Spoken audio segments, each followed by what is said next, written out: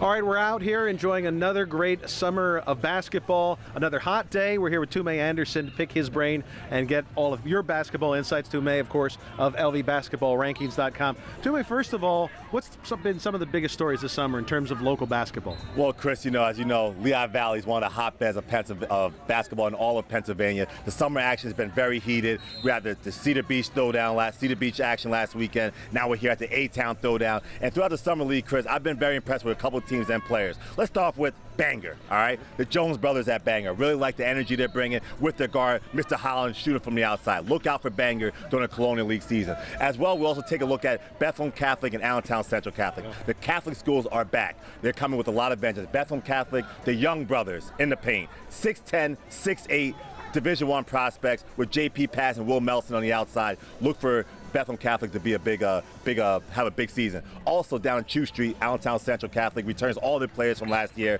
I love the big guy, big man in the middle, Keyshawn Kelman, with my man right here, Randy Attia. Allen, they're on a little bit of a slide, but they'll be okay.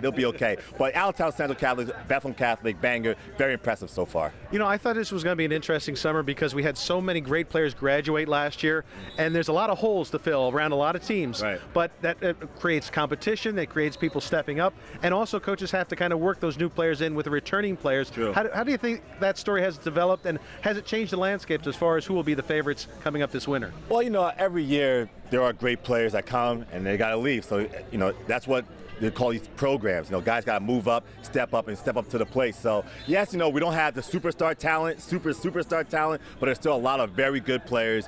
D2, D3 players that are still, playing hard, and they should be recognized. So, guys are stepping into the play. They played JV last year, the reserve guys last year. Now it's their chance to get underneath the bright lights and show what they can do. A couple of teams I wanted to ask you about. One of them was Nazareth. Yeah. They took some lumps last year. They were very young. They've had some size. They've gotten guys that have gotten taller. They have some very good ball handlers. And then a couple of weeks ago, Jahan Dodson comes back.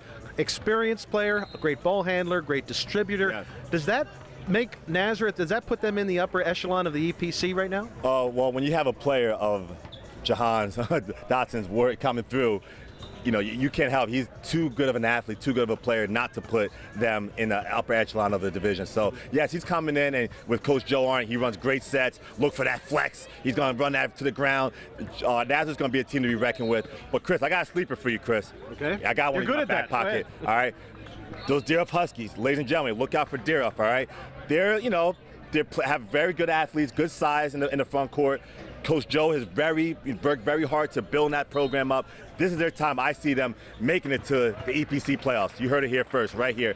LVBR is predicting that. All right, that was the next team I was going to ask you about, so we'll move on to the next team. Okay. And I want to give you some props because last year, for our preview, you went out on a limb and said Easton was going to surprise some people. You said you were very high on our known Lewis. You said the big guys are going to really develop and make a name for themselves. Sure. And just a couple weeks into the season, they had a big win against Liberty, right. Some nice wins over the course of the year. Sure. And even in their losses, they were in a lot of their games this year. Quality. So I want to give you props for that. Do you think Easton now can make that next step and they can move into the upper echelon? Well, Easton, they're a program that's on the rise, all right? They have a rising sophomore out there, all right? Mr. Ryan Boylan.